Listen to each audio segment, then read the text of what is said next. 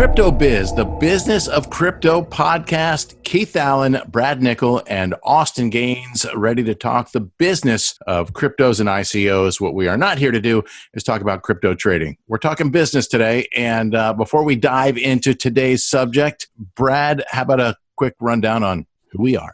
Who we are, Blacknox. Blacknox is a cryptocurrency advisory firm. What that means is we help ICOs succeed and we help cryptocurrencies with their strategy, their marketing, their technology, and getting to market and doing better. Austin, what we can't do. So we are not financial advisors, attorneys, or tax advisors. We do not want you guys to take anything we're saying as investment advice, and please be careful when you invest in cryptocurrency. It is a risky business. Just be ready to lose whatever you put into it. I guess to say it's been an active week in the regulatory environment would be the most redundant statement we could ever say, because every week is an active week with the regulatory landscape changing. An interesting piece of news is that Wyoming has declared itself to be a very crypto-friendly state and is really working hard to create an environment for ICOs and crypto businesses, blockchain businesses to migrate to Wyoming. Now, that is great if you're in Wyoming, but the fact that the SEC doesn't necessarily align with everything that Wyoming is doing as of yet still means there's still significant risk, right, Brad? Yeah, absolutely. Although, I was listening to Laura Shin's podcast the other day, and Unconfirmed, I believe it's called. Yes. The woman who kind of spearheaded that effort in Wyoming had some interesting thoughts and strategies and comments around how they would deal with that. First of all, one of the points she made, which I thought was really interesting, was that they really feel like the guidance for doing Wyoming LLC and cryptocurrency and ICOs is exactly what they believe the SEC is going to ultimately come down with, if they ever actually come down with something. And the other thing that was interesting was the fact that she noted that the low cost of setting up an LLC in Wyoming may provide a way for investors to invest by creating LLCs as an investment vehicle into ICOs that are LLC'd in Wyoming. So I just thought that was an interesting approach. I have no legal opinion on that, but definitely thought there was some interesting ways that they're trying to deal with the fact that the SEC is still hanging over the whole thing. So based on what you just said, if you're, for example, an accredited investor and you plan on investing or putting money into multiple ICOs, this would be a place to do that. Yeah, the idea was that, I think what she was trying to get across without blatantly saying it was an LLC investing in an ICO is not an individual investor needing protection investing in an ICO. So I think that what they were trying to say, again, without saying it blatantly, is that they think that an LLC gives some level of shield to the ICO if they, say, took a private round from only people who set up LLCs in Wyoming. So, right, because they do go on to define, what they're doing in Wyoming is based on utility tokens and how they define utility tokens. And part of that, as I understand it, means they're not being marketed as investments. The tokens are to be used in an ecosystem where people are exchanging them for goods and services. Yeah, exactly. And that an investment coming from an LLC is not something protected by the SEC, I think is what she was trying to get at.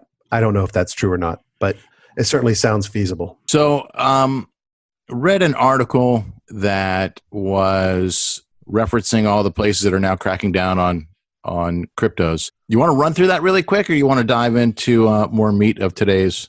Yeah, let's go ahead and check them out.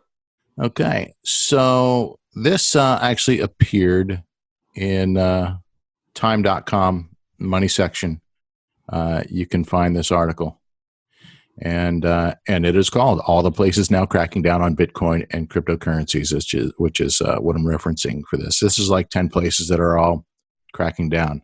China obviously has been in the news quite a bit. They're focusing a crackdown on exchanges, online platforms, and ICOs. This is, Beijing's kind of been leading the all-out assault on cryptos from the start, and the Chinese government has outlawed ICOs and crypto exchanges within their borders, trying to get a handle on crypto trading. But we know that Chinese are still participating heavily in cryptos. They're just no longer able to host exchanges and online platforms and ICOs there. Mining has been a bit of an issue. And as prices dipped pretty severely this week, there was a lot of discussion of whether even Bitcoin mining was still a profitable proposition. Well, those numbers are coming back up. But of course, there are thousands of other coins out there, not just Bitcoins, that are being mined. And Washington State has been a place where miners have been flocking to because of the low cost of power in, I think it's Chelan County, Washington, which is right near a hydroelectric dam on the Columbia River. They've now imposed a 1-year ban on mining activity in residential areas because of the power it's been demanding and how that is affecting resources for the local community. So I believe there's still some commercial property that's available for that use, but they're trying to get a handle on how this is being used, and they've imposed a 1-year ban on mining in residential areas. Russia, who knows what's happening in Russia, right? We know there's a lot of ideas coming out of Russia. There's a lot of ideas coming out. I love Putin worried about laundering funds through cryptocurrency. Right. That is Putin, irony of all ironies. Putin, who was in an article this week highlighted as the richest man in the world, they think, but nobody really knows.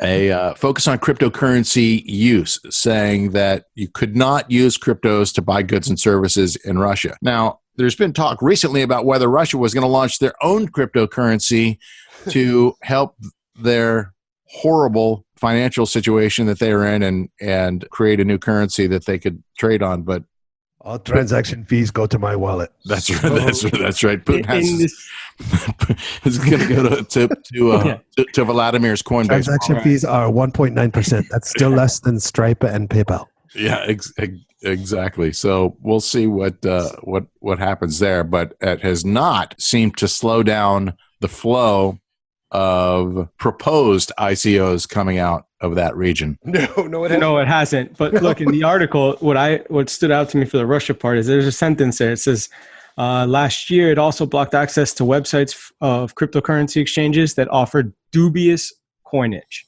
And so we've seen what we've seen come out of Russia, and that dubious coinage is coming straight from them. So like that's what jumped out at me. I mean, yeah, that's the one that got me on Russia. Like they're doing this, but I don't get it. Yeah, that one, Russia part, I don't get. I don't know if you guys saw the article. This is like a story like 2 weeks ago or something. A fisherman off the coast of Russia hooked into something. He thought it was big, and then he realized it was an object, not a fish, because it wasn't fighting. And it turns out to be this big bag, and he thinks it's going to be a bag of money or a bag of drugs. And he gets the bag to the boat, and he opens it up, and it has 52 hands in it. And yes, 52 severed hands. And the Russian government said, "Oh, it was probably just poorly disposed of biomedical waste." So that was the guy in the butcher. That was the guy in the butcher shop we talked to. That was the guy who tried to. That was 26 people who tried to pay with Bitcoin. They just tried to shake his hand. Yeah, that's right. He was trying to take germophobic. Yeah. Oh my gosh. South Korea has been off and on, right? Like back in January, they said. Well, the guy died that was making it off, so now they're back on. I think 2 of his hands may have been in that bag in Russia. Actually, I don't know that. Guy trying to dig up the anonymous cash. I don't know that for sure. That's completely not true. But but he did pass away. Should we just do a crypto news segment? Like that's our whole podcast instead. It's a lot more fun. We could. Yeah, it is pretty interesting. We could make fun of people all day, right? I mean, we're good at that. We could be the Colbert of cryptos. There you go. So South Korea has been going back and forth a little bit on exchanges and trading. Where are they this week? Probably someplace different than they'll be next week. We'll just have to keep watching that. But South Korea is a pretty significant market in the space. Yeah, they are. They're giant. The fans in South Korea are huge. They're active. They're engaged. They invest in every ICO that comes down the pike, including the Russian butcher shop. They are avid crypto fans, and I think they fear pitchforks and rioting in the streets if they cut it off. So, and the guy that cut it off is dead. So who knows? Hawaii. Cracking down on exchanges. Well, not necessarily cracking down. Not a country. We know it's not a country.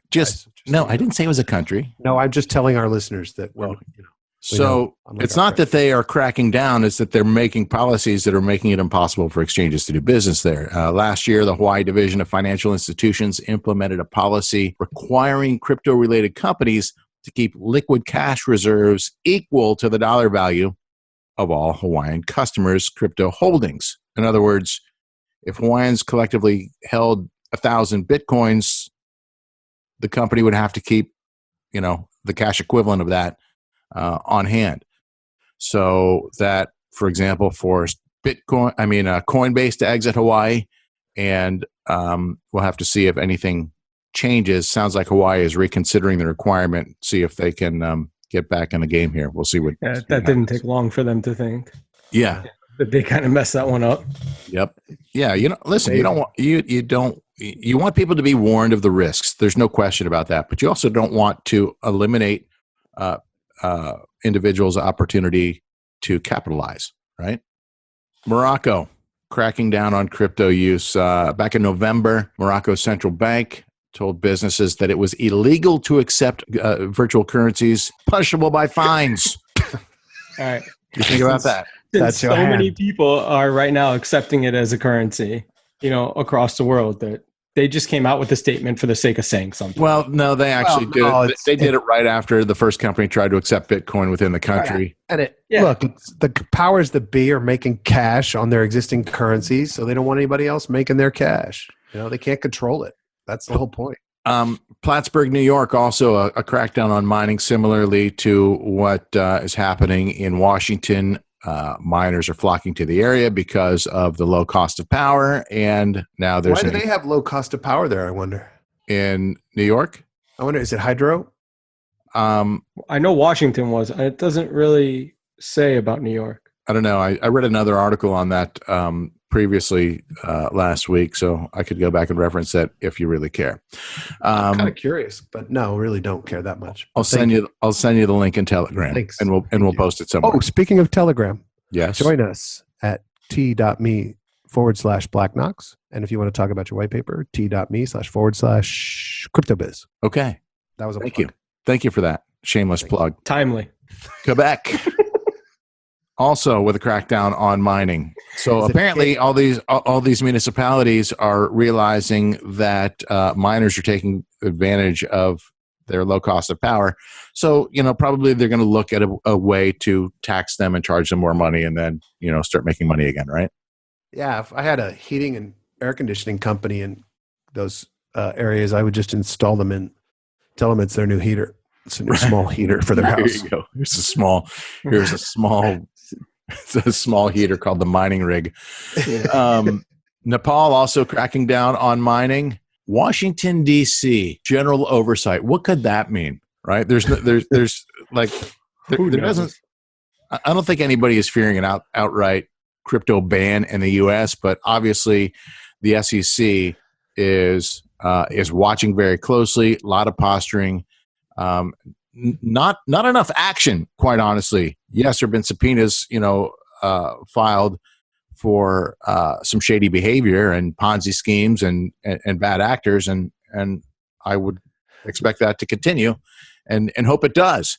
But in terms of actually managing and regulating the space, we've yet to see the kind of defined policy that the industry is anxiously awaiting. Yeah, you know who's anxiously awaiting them wanting them to focus on cryptocurrency?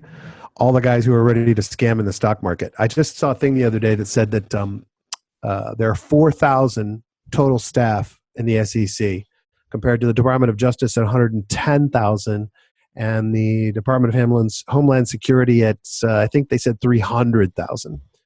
So you think about the allocation of 4,000 employees, probably what percentage of those are investigators and prosecutors? And you've got a lot of ground to cover. I don't think they have the staff to do this. I don't know how they get anything done, frankly. So let's dive into what we intended to discuss today. And if we hadn't mentioned that near the top of the show, we probably should have. But one of the things that we see with our clients and even just prospects in general on a regular basis, daily basis, several times a day basis, is a lack of understanding of what it really takes to go from concept to token. The ICO process is a little bit more complex than your average startup. And so we've kind of honed a timeline and a process for taking those concepts from white paper, and in some cases, not even white paper, onto and through a successful ICO. So this is going to end up being a multi-episode subject because we're going to take you through the whole timeline here before it's all said and done. But Brad, why don't you kick off how the process typically starts and where we take it from there? Okay. I think we're going to need a little intro music, and we'll go how to ICO.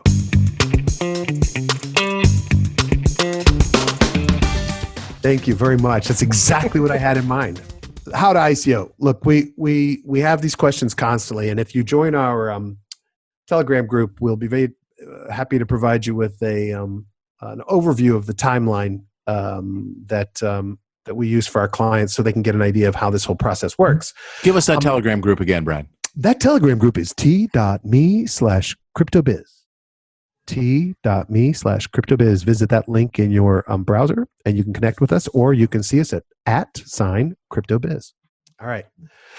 So first thing is your concept and idea, right? I mean, we know you're not going to come out and try to do an ICO just because you want to make some money or raise some money, right? The whole purpose of this is, do you have a concept or idea that is well served by the technology known as blockchain?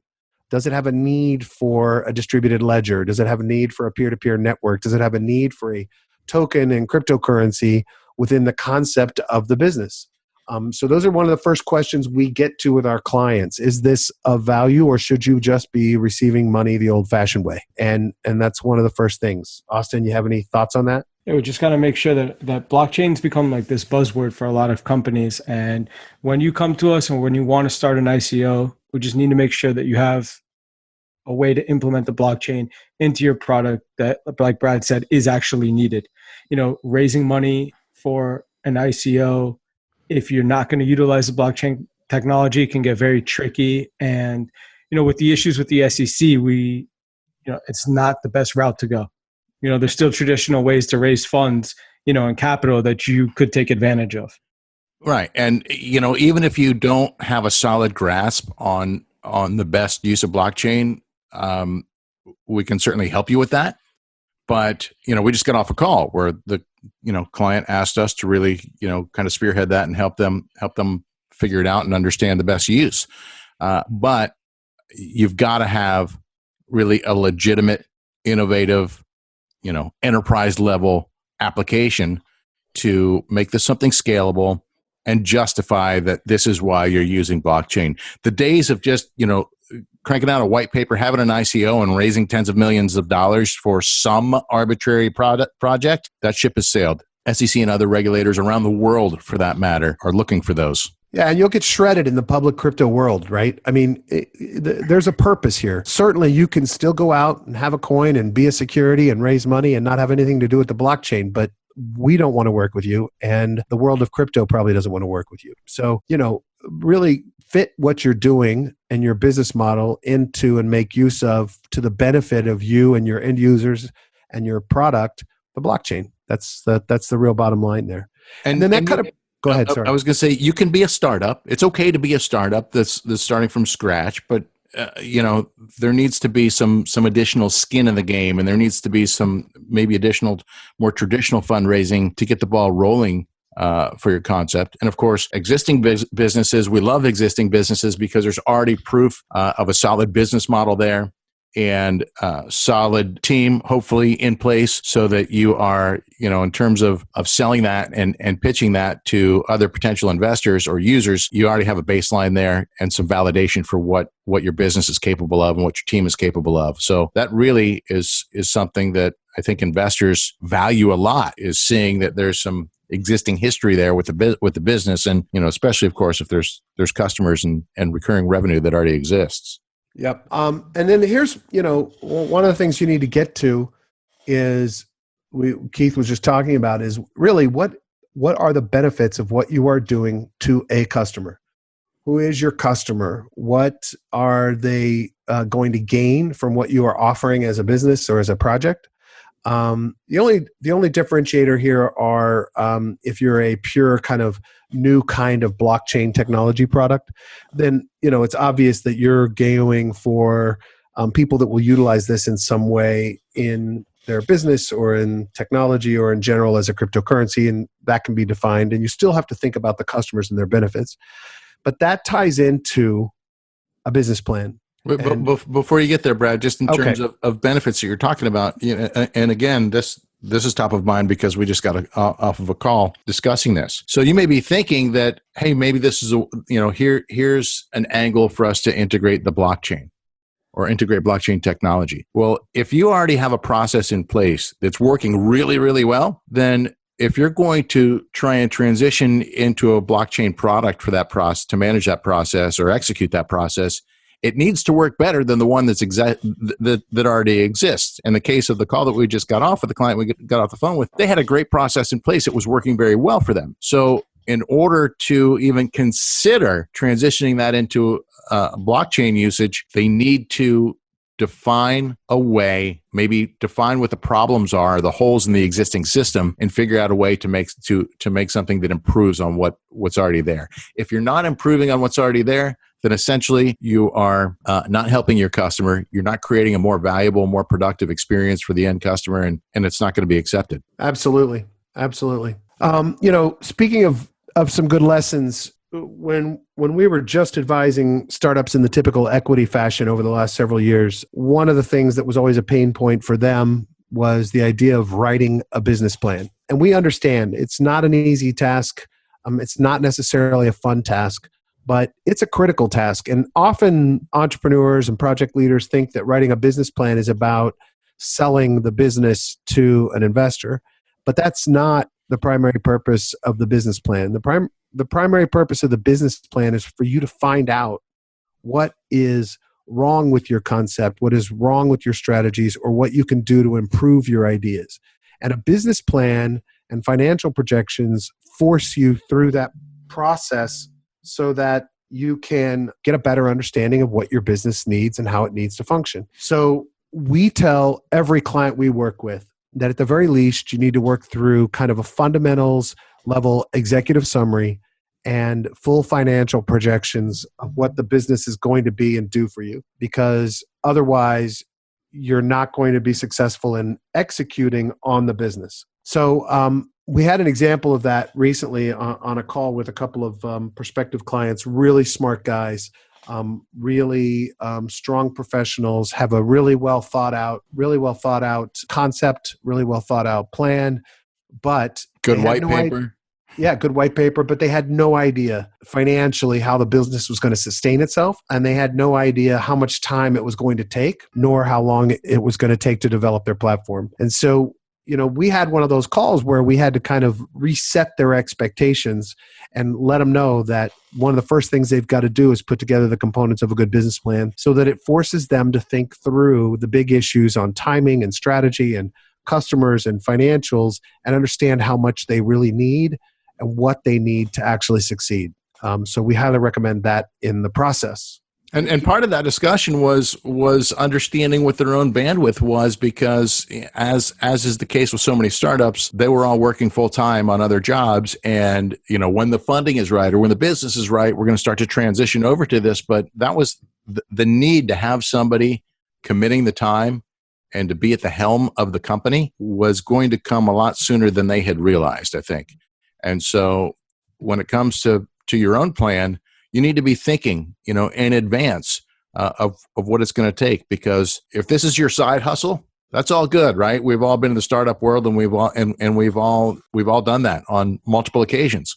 But this process moves very, very fast, right? From the start of getting your materials in place and your white paper and your website and your business plan and all of those components in place, to private sale, pre-sale, and public sale and done, is typically about a four month to maybe 6 months max process. And so if you're thinking that you're going to transition from what you're doing eventually after a year or so, or when it's funded, you might need to rethink that, or at least have your eye on some candidates who might be able to step in and take that role while you're, before you're able to fully transition. And these guys were professionals, right? That had spent a fortune on school and were launching their careers, and basically we're telling them, you don't get to be that anymore. Yeah, if you want to do X, your career path is going to change immediately. Right. But Keith, you touched on a good point. And the ICO process is extremely fast moving. It's much quicker and much more intense than raising your regular equity round, in traditional ways. So when you're putting together your business plan, you have to take that into consideration and know that for the next 4 months, you're going to have to be 100% on the ball, because things move extremely quick. Yeah, you've got no life. You have no life. You have to have all your information, ready to go. You don't really have the chance to change things on the fly, because the integration of how the technology works and what you're going to be building up to in a 4-month period, you don't have the reset button. Sometimes in a regular equity round, an idea can come up and you can say, okay, we can re-strategize and, come back at it.